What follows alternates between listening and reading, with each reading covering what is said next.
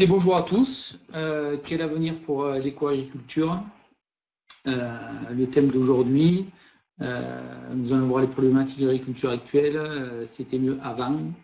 Les raisons de cet effondrement et quelles solutions à mettre en place.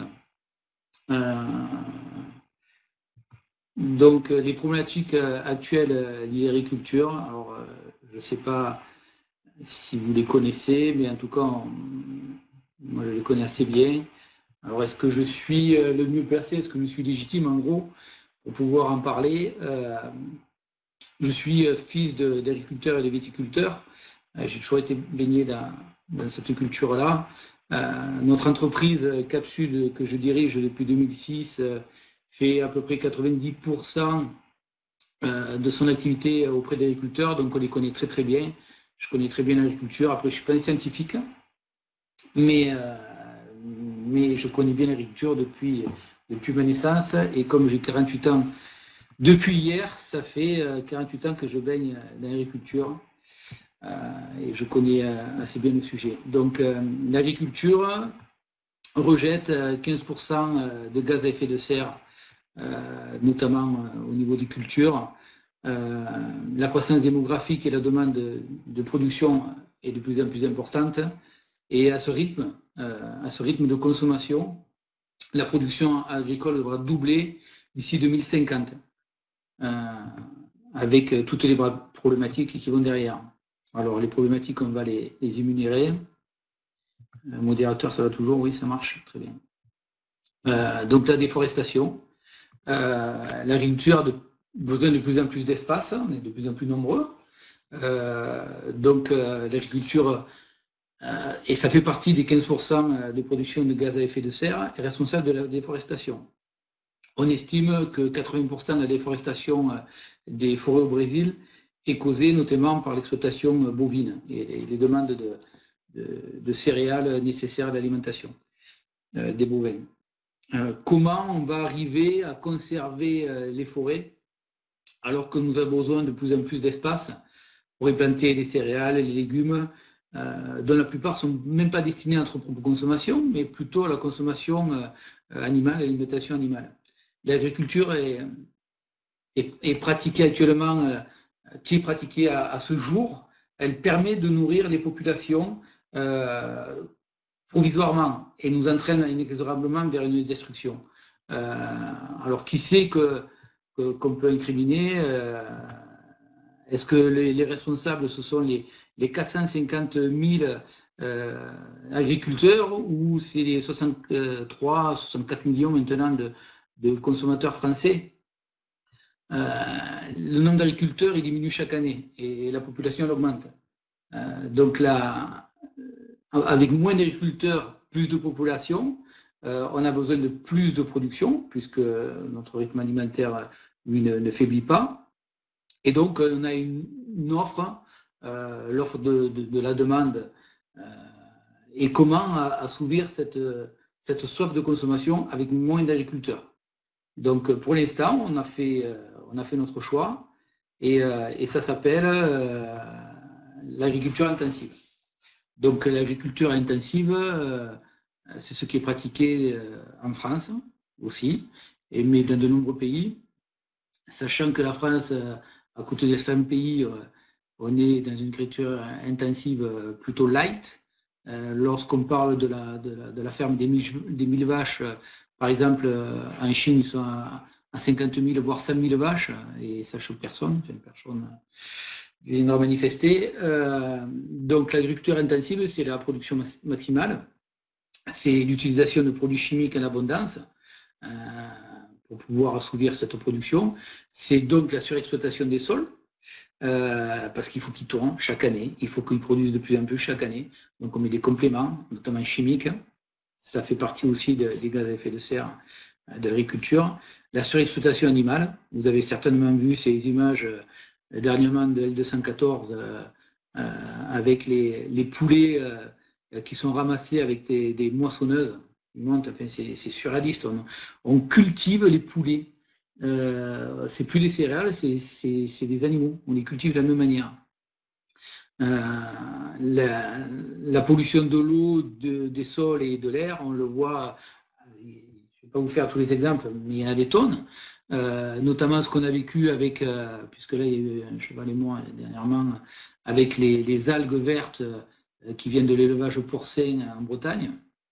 Voilà, tout ce lisier qui est déversé, il part dans les rivières, il part dans la mer et il pollue les sols, il pollue l'eau, il pollue l'air. La déforestation, écoutez, on l'a vu, on en a parlé, la surconsommation d'énergie, parce que pour faire tourner en batterie, nous on est bien placé parce qu'on connaît bien l'énergie chez Cap Sud, pour faire notamment climatiser ces grades de batterie d'élevage, il faut beaucoup d'énergie. Et on détruit évidemment la biodiversité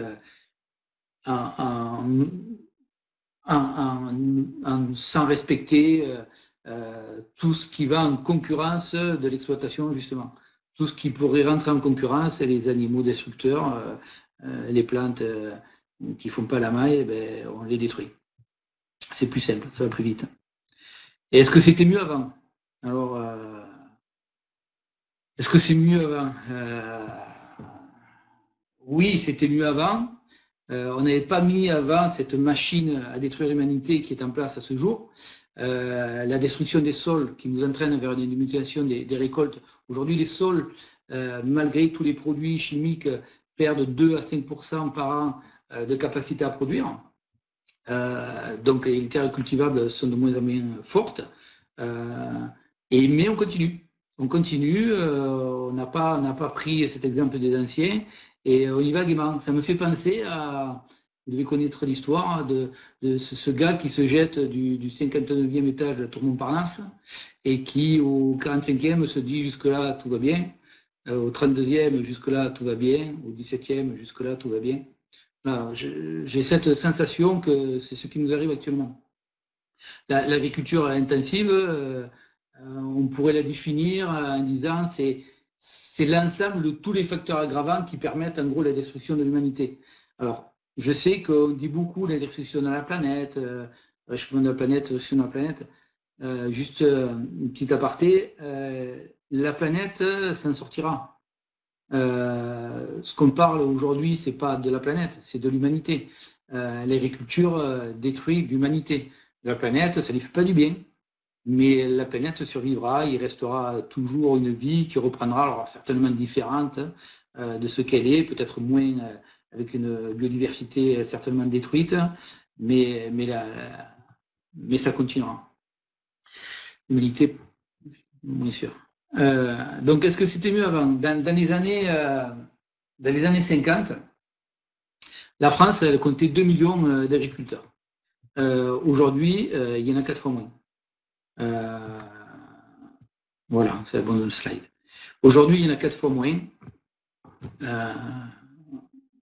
À cette époque, lorsque on utilisait une calorie d'énergie, on pouvait produire 2,5, 3 calories de nourriture.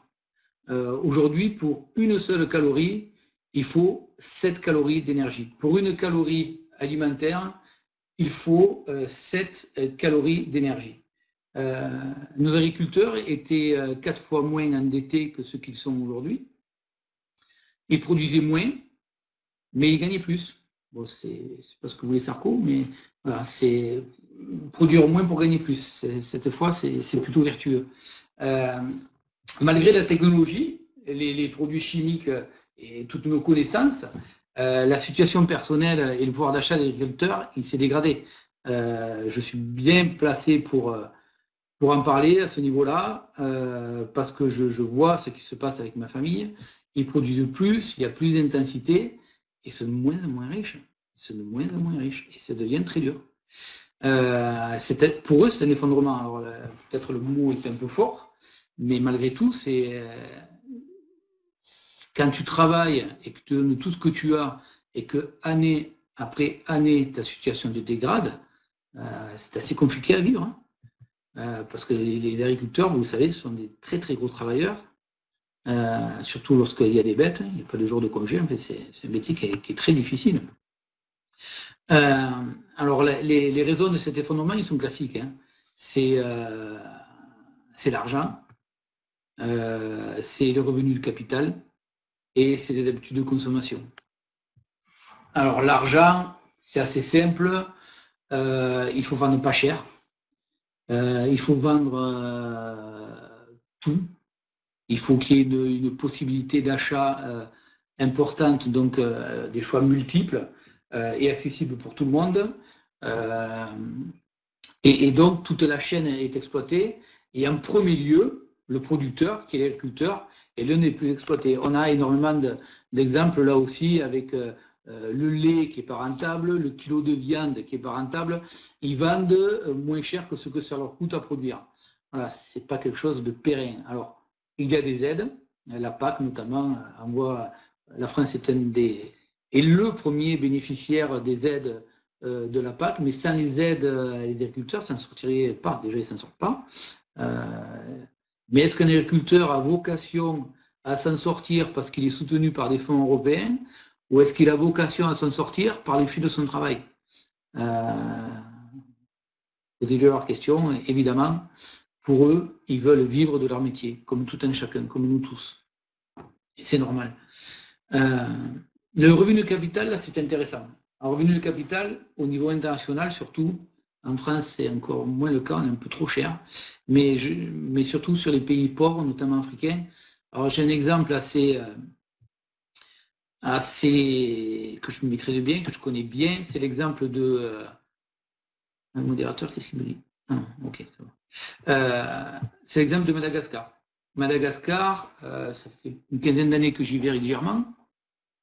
On a une entreprise, Cap Sud-Mada. On travaille à l'électrification de villes et de villages, donc on connaît bien les agriculteurs. Et qu'est-ce qui se passe actuellement à Madagascar? Mais ce n'est pas qu'à Madagascar, mais c'est un exemple. À Madagascar, il y a des compagnies internationales, notamment chinoises. Elles viennent, elles achètent des terres. Elles demandent à l'agriculteur de devenir salarié. Donc l'agriculteur vend les terres, il prend de l'argent, il est content. Surtout qu'il n'y a pas beaucoup d'argent à Madagascar. Le modèle marche mieux dans les pays pauvres. Il est rémunéré 150 € par mois, ce qui à Madagascar est pas mal. Pour un agriculteur, c'est suffisant. Et toute la production, l'ensemble de la production, part dans des sacs chinois, avec des camions chinois, des bateaux chinois, pour être importés soit en Europe, soit en Chine. Ça veut dire quoi? Ça veut dire que les populations locales ne peuvent pas acheter ce riz. Elles ne peuvent pas, il est devenu accessible, trop cher, trop coûteux. Et d'ailleurs, les Chinois ne veulent pas leur vendre, puisqu'il n'y a pas de capacité à payer le prix du riz tel qu'il peut être acheté en Europe. Donc les populations locales, on n'est pas encore sur la famine, mais on y va droit. On y va droit. En plus, alors au début, ça a été dur parce que les mentalités à Madagascar sont un peu difficiles. Les agriculteurs ne voulaient pas exploiter un nouveau riz parce que c'était le riz des ancêtres, mais aujourd'hui, c'est un peu plus rentré dans les mentalités. Donc, les semences et le riz viennent de Chine. C'est même plus le riz traditionnel malgache. Alors qu'ils avaient un riz qui pouvait se récolter 2 à 3 fois par an. Ben maintenant, c'est un riz qui est beaucoup plus long, qui est un peu différent, mais qui est beaucoup plus gros. Et c'est ce riz-là qu'on leur demande de planter, c'est ce riz-là qu'on leur demande d'exporter. Et de plus en plus, les populations locales ont des problématiques pour se nourrir parce que la production locale, ça va à l'international. Alors, sur la partie aussi capital et utiliser la terre et l'animal comme un capital, on le voit tout près de chez nous. En Roumanie, par exemple, des multinationales ont investi sur la spéculation, sur la possibilité, excusez-moi, de la rareté et donc de l'augmentation des prix du sol cultivable. Ils spéculent. Donc, ils spéculent sur le prix de cette terre, ils assèchent cette terre en pensant que la rareté des terres cultivables de bonne qualité va faire que ce prix-là va augmenter. Et on voit qu'il est revenu à gagner 25% sur la terre agricole en Roumanie. Vous auriez acheté une terre en Roumanie il y a 4 ans, et bien aujourd'hui, vous pouvez la vendre à 25% plus cher. C'est du capital. Prochaine slide. Voilà, prix des terres agricoles, taille d'exploitation. Taille d'exploitation, ça veut dire quoi? Ça veut dire qu'il y a moins d'exploitations, mais elles sont plus grosses. Voilà, on a fait de nos paysans des exploitants. Et donc, on a besoin d'exploiter, donc d'être plus grand. Et et on demande beaucoup de rentabilité, beaucoup plus de production, consommation de viande et beaucoup d'habitudes alimentaires qui font qu'on consomme de plus en plus. L'augmentation, par exemple, de la consommation de la viande a dérapé.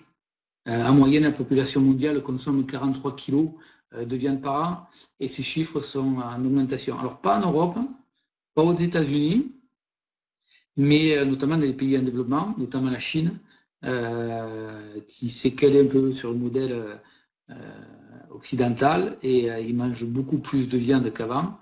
Ils ont accès financièrement à la possibilité de l'acheter aussi. Donc voilà, on est dans une consommation de viande de plus en plus importante. Alors, est-ce qu'il y a des solutions et quelles solutions mettre en place? La solution numéro 1,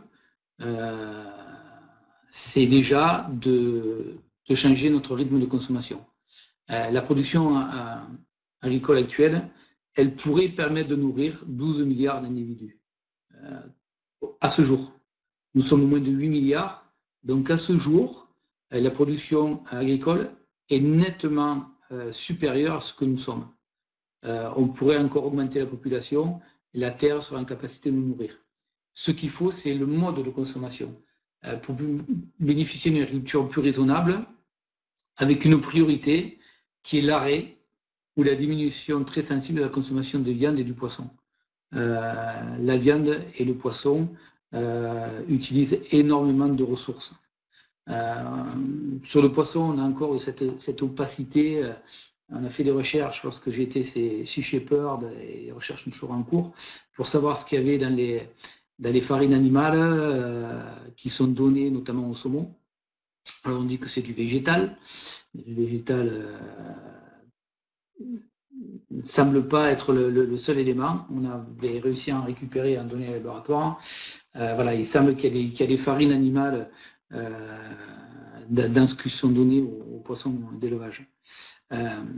Donc il faut arriver à changer notre consommation, manger moins ou pas, ou plus, de viande, moins ou plus ou pas de poisson.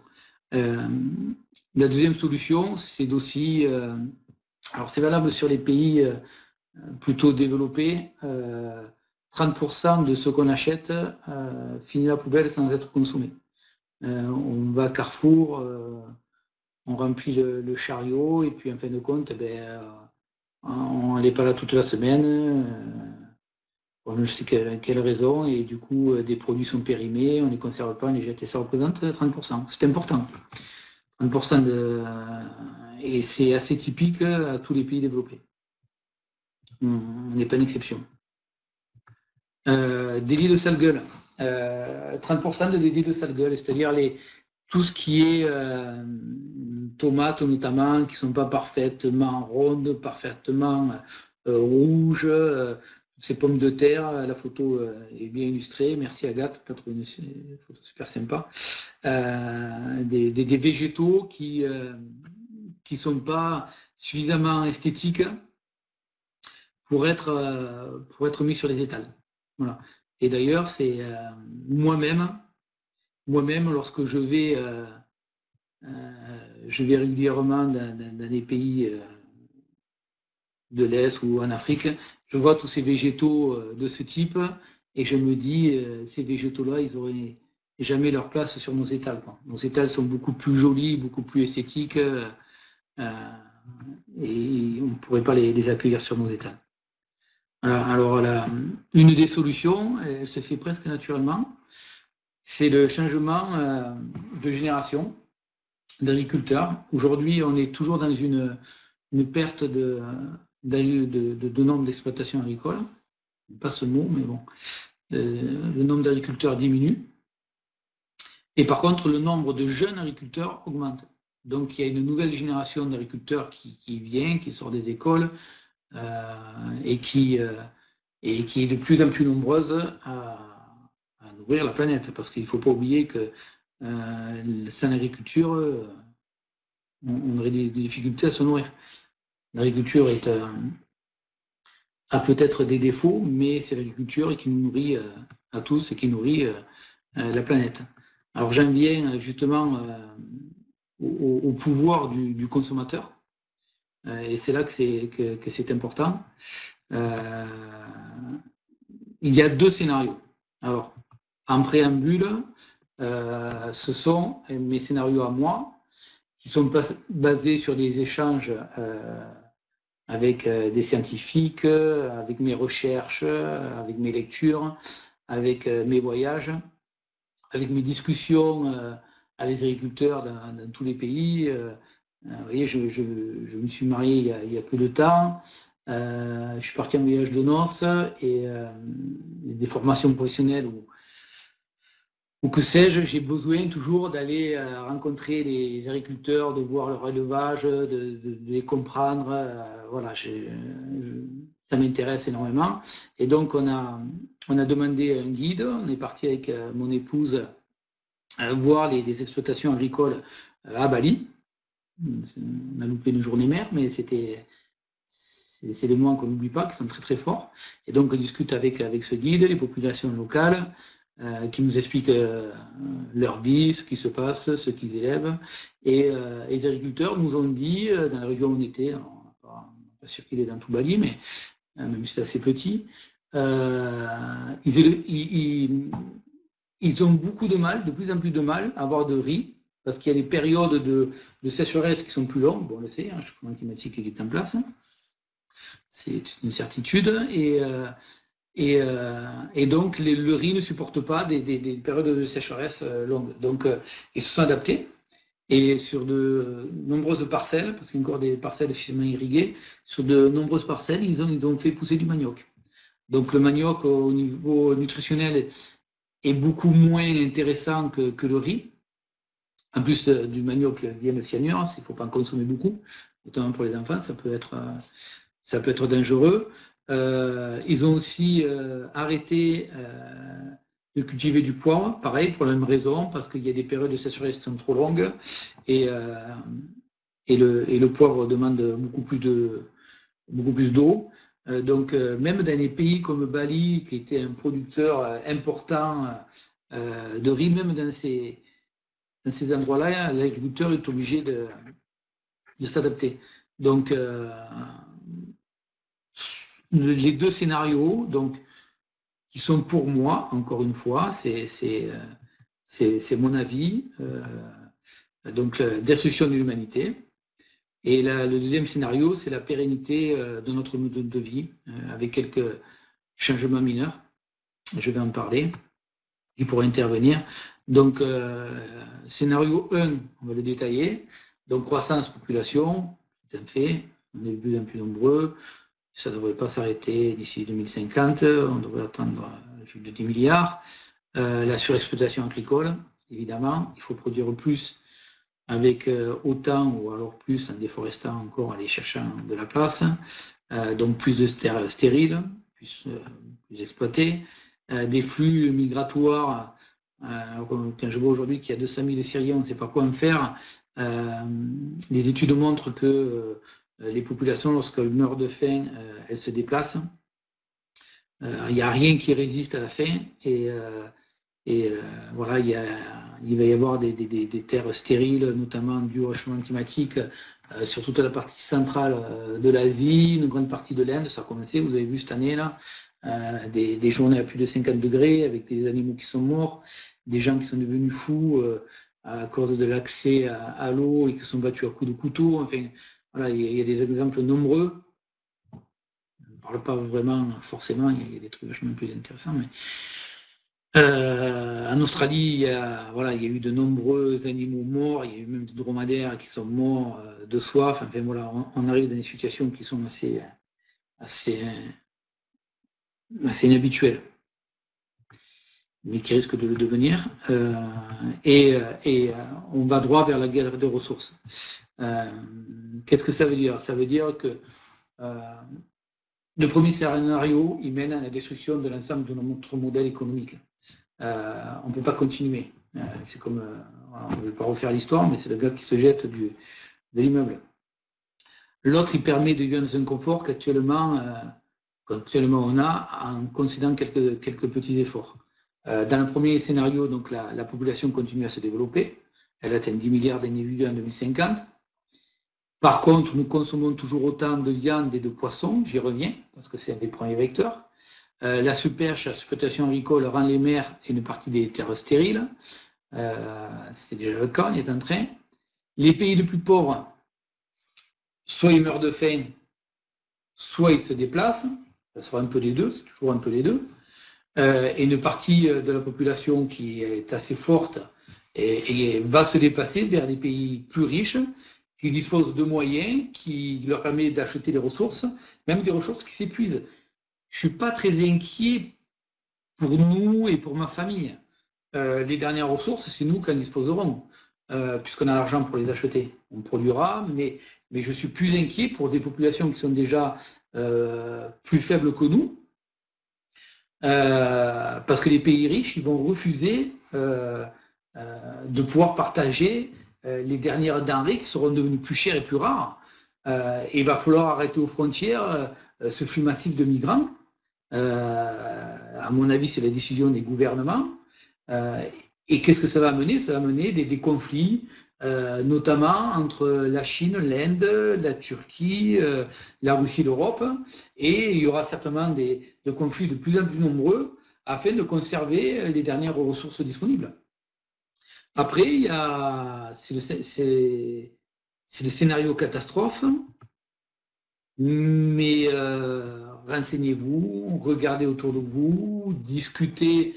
Alors j'ai eu la chance de rencontrer les climatologues du GIEC qui entre nous, je vous dis parce qu'on est entre nous, ils n'osent pas, hein. Ils sont très très optimistes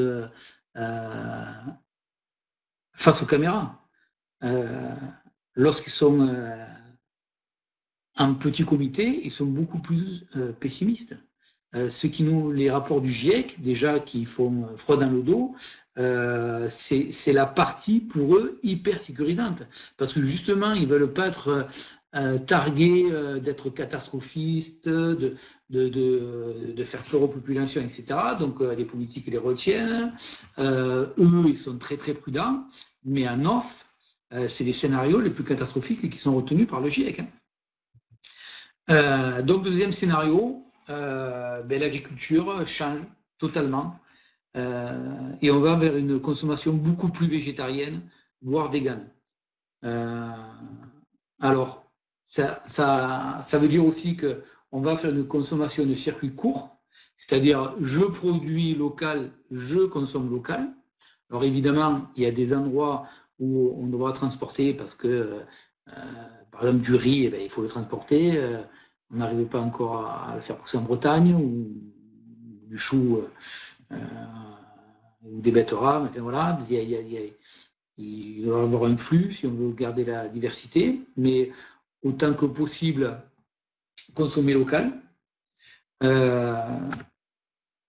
Donc, production durable, c'est-à-dire terre qui tourne avec un changement de cultivation, de choix de végétaux qui permettent de renouveler les terres, et nous sauvons la planète. Voilà. Alors, ça a l'air simple. Pour sauver la planète, il suffit d'être végétarien. C'est pas si simple, évidemment. Si les populations deviennent véganes ou végétariens, si les agriculteurs deviennent, enfin, les exploitants agricoles redeviennent des paysans, s'ils disposent de terres qui sont plus petites, mais qui vendent en circuit court, c'est-à-dire qu'ils enlèvent tous les intermédiaires, ce qu'on voit de plus en plus. Hein. Il y a déjà cette forme de circuit court où les producteurs se rassemblent justement pour pouvoir alimenter des magasins avec de la diversité. Ils gagnent mieux leur vie parce qu'ils vendent sans intermédiaires, beaucoup moins d'intermédiaires. Ils produisent moins, c'est vrai, mais ils produisent de meilleure qualité. Ils produisent durable.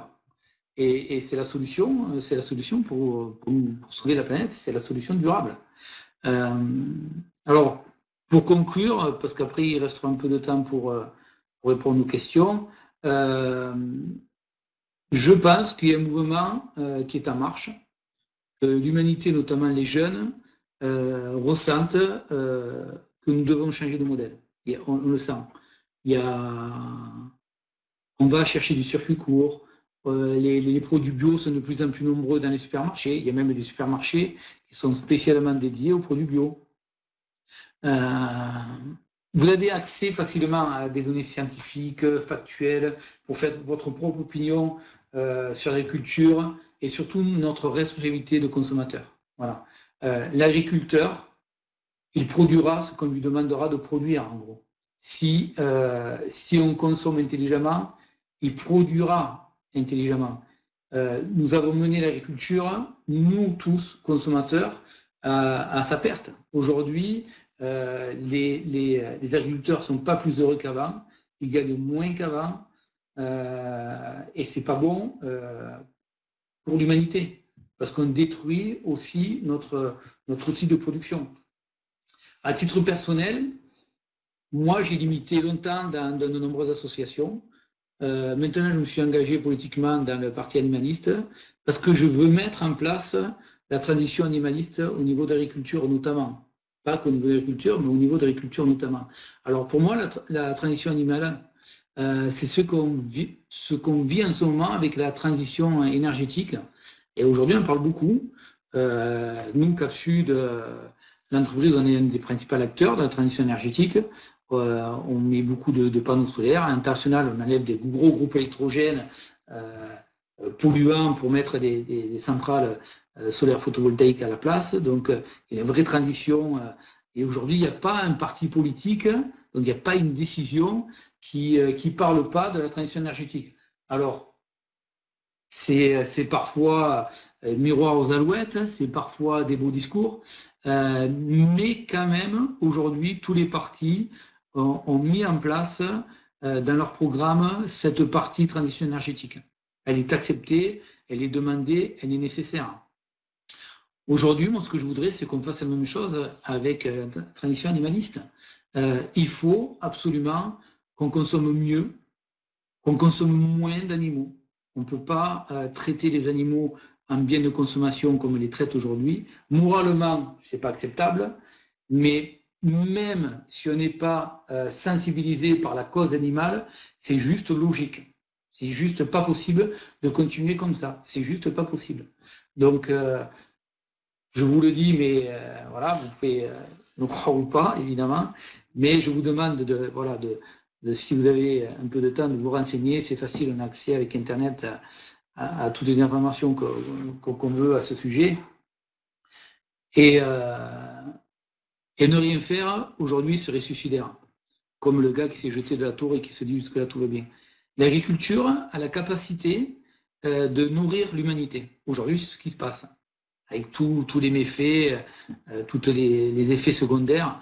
Mais aujourd'hui, c'est l'agriculture qui nourrit l'humanité, qui la détruit en même temps, hélas. Mais ce n'est pas la faute de l'agriculteur, c'est pas la faute de l'agriculture, c'est nous, consommateurs, qui décidons à la fin de ce qu'on met dans notre assiette. Donc, on décide les produits qu'on voudra mettre dans notre assiette et de la façon dont on veut qu'ils soient produits.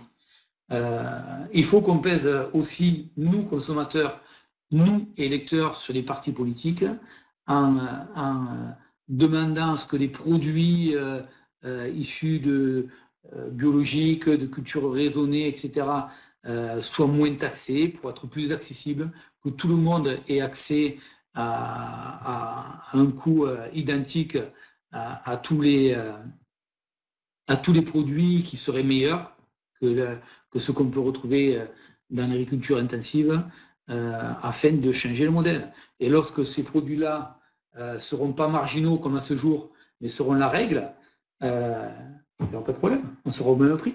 C'est une question notamment de circuit court. Lorsque j'enlève des intermédiaires, je peux produire et vendre directement au même prix et tout le monde s'y retrouve. Le consommateur, c'est pas plus cher et le producteur, il gagne mieux sa vie.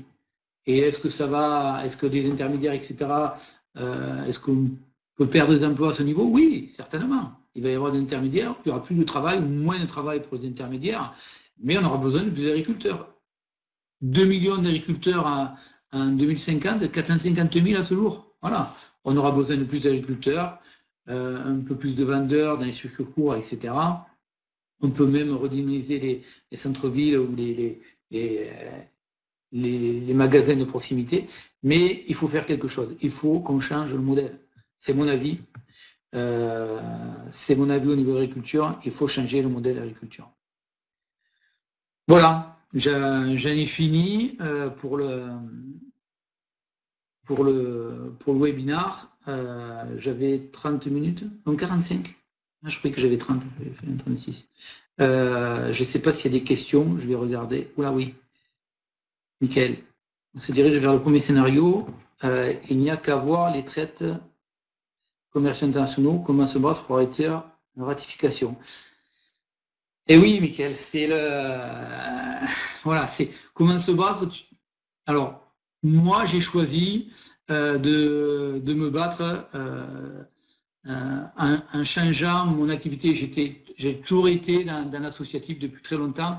Et puis, je m'aperçois que même en étant très déterminé, tu vois, j'ai été très longtemps, c'est Sea Shepherd, qui est une ONG très déterminée. On est allé sauver des baleines en Antarctique, des dauphins aux îles Féroé. Et la dernière fois que je suis allé aux îles Féroé avec Sea Shepherd, donc on est allé plusieurs années de suite. Et la dernière fois qu'on y est allé, il y a une loi qui interdit d'interdire le grid. Le grid, c'est lorsque les bateaux poussent les dauphins sur les côtes et que les villageois viennent avec des crochets attrapés sur le vent les dauphins, les ramènent sur la plage et les tuent à coups de couteau. On appelle ça les Bloody Beach. Il y a du sang de partout sur les plages. Donc on a lutté pendant quelques temps et ça fonctionnait pas mal. Lorsqu'on y était en juillet-août, il y avait beaucoup moins de grid et on a stoppé pas mal. Et puis une loi qui est arrivée, le bateau Sea Shepherd, à peine rentré dans les eaux des îles Féroé, des pays du Danemark, dans les eaux danoises, s'est fait arraisonner, le bateau y est toujours. Et donc Sea Shepherd n'y va plus. Et là, typiquement, on voit la limite de l'association. L'association est importante, l'association prévient, L240, les images, voilà, je trouve qu'il faut les voir, elles existent. Alors elles sont horribles à voir, mais c'est la réalité. Donc c'est important que la réalité soit mise en face de nous, même si c'est dur à regarder. C'est la réalité, on est des grands garçons, et bien, il faut regarder la réalité en face. Et je pense que l'association a ses limites et qu'il faut s'engager politiquement. Il faut s'engager, donner son vote, peser. La transition énergétique, ça a pas mal marché. Qu'est-ce qui s'est passé? Les scientifiques nous ont prévenus, attention, on va droit dans le mur, réchauffement climatique, les films d'Al Gore, enfin voilà, tout un tas d'outils qui nous ont permis que le grand public connaisse les problématiques. Et qu'est-ce qu'on a fait? On a pesé de plus en plus, on a donné des voix. Regardez juste les dernières élections européennes. On a quand même un parti écologiste où on ne sait même pas qui c'est qui préside, on ne sait même pas qui c'est qu'il y a dedans, qui fait 16% d'intention de vote. Pourquoi? Parce que les Français se disent « Putain, pardon, je dis un gros mot, je suis du Sud, il faut m'excuser, punaise, on a une vraie problématique, il faut changer les choses. » Alors c'est peut-être marginal, c'est peut-être ce choix, c'est peut-être d'autres choix, mais je pense qu'il faut peser, il faut être force en proposition. Plus on sera nombreux et plus on sera entendu, et plus les gouvernements devront nous écouter. C'est ce qui s'est passé avec la transition énergétique. Il a fallu peser, alors c'est pas gagné. Hein. Les États-Unis ont refusé de signer l'accord de Paris. COP24, ça ne se passe pas très bien. COP25, ça ne se passe pas bien du tout. Enfin, voilà, c'est pas gagné. Mais quand même, il y a de l'amélioration. Les commenceurs peuvent agir et on peut agir soi-même et essayer d'influencer, encourager les autres. Exactement. Et je pense qu'il faut être autour de soi, communiquer, essayer d'évangéliser. Hein, on en est là parce que.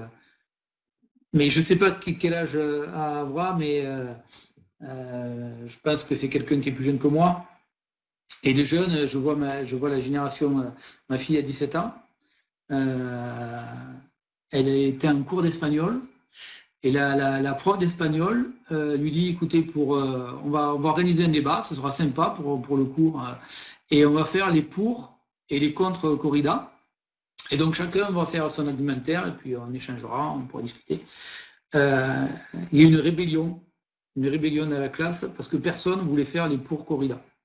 Mais la prof a expliqué, c'est juste un travail, un exercice afin de travailler en espagnol, mais personne ne voulait aller dans le camp des pour la corrida, donc ils ont dû annuler l'examen et repartir sur d'autres bases.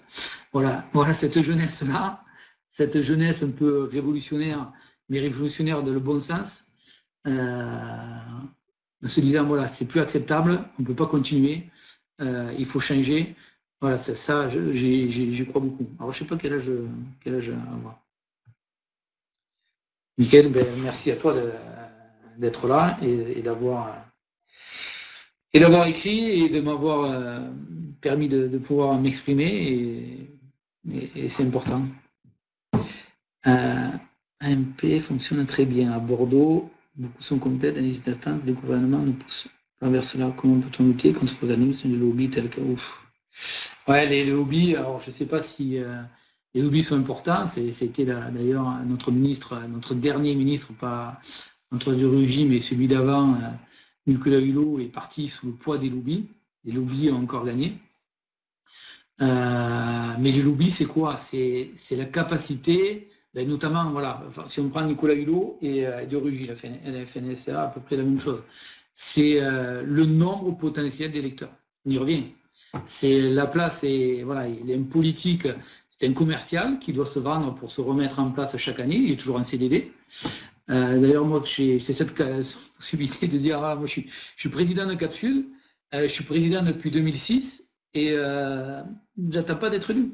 Je suis un peu comme un président africain. J'ai une dictature. Je ne suis pas élu, donc je n'ai pas cette pression-là. Moi, je discute avec vous, mais dans 4 ans, vous ne serez peut-être plus. Donc, vous êtes en CDD, et c'est un peu la problématique. C'est-à-dire que comme ils ont besoin d'être élus et d'être réélus, ils n'arrivent pas à réfléchir à long terme. Aujourd'hui, on a cette possibilité de ne pas changer notre modèle, parce qu'à court terme, il n'y a pas de changement très notable, notamment nous, Français. En Inde, dans les îles, j'étais aux Maldives récemment aussi, enfin, on voit qu'il y a des vraies problématiques qui arrivent, et elles arrivent en quantité. Mais nous, à ce jour, prendre des décisions, c'est compliqué. Gouverner des pays, c'est compliqué. Il faut voilà, être nombreux, il faut peser sur les élections, il faut faire entendre notre voix de façon dépassionnée. Je suis absolument contre les gens qui cassent des boucheries, des choses comme ça. Je suis contre les gens qui insultent la police. On est les premiers à les vénérer lorsqu'il y a les attentats de Charlie Hebdo, et puis maintenant on les dénigre. Je serai dimanche avec toute ma famille pour l'anti-corrida à Lunel. Je vous invite, parce que Lunel rouvre ses corridas, et donc on va manifester, et je peux vous assurer que ça va être pacifiste, que s'il y a des tensions en face, on fera demi-tour. J'aurai mon fils de 5 ans sur les épaules, et je ne compte pas lui montrer un mauvais exemple ou le mettre en danger. Voilà. Mais je fédère, j'essaie de fédérer, qu'on soit le plus nombreux à lutter contre ça, qu'on soit le plus nombreux à pouvoir demander quelque chose de légitime, c'est-à-dire se nourrir correctement sans détruire l'humanité, continuer à avoir accès à tout ce qu'on a, mais sans détruire autour de nous. Voilà, des choses qui sont tellement simples et logiques. Voilà, donc mon temps est fini. Okay. En tout cas, merci à tous. J'ai essayé de faire assez court, et merci pour votre participation. J'espère à bientôt, prochain webinaire. Au revoir.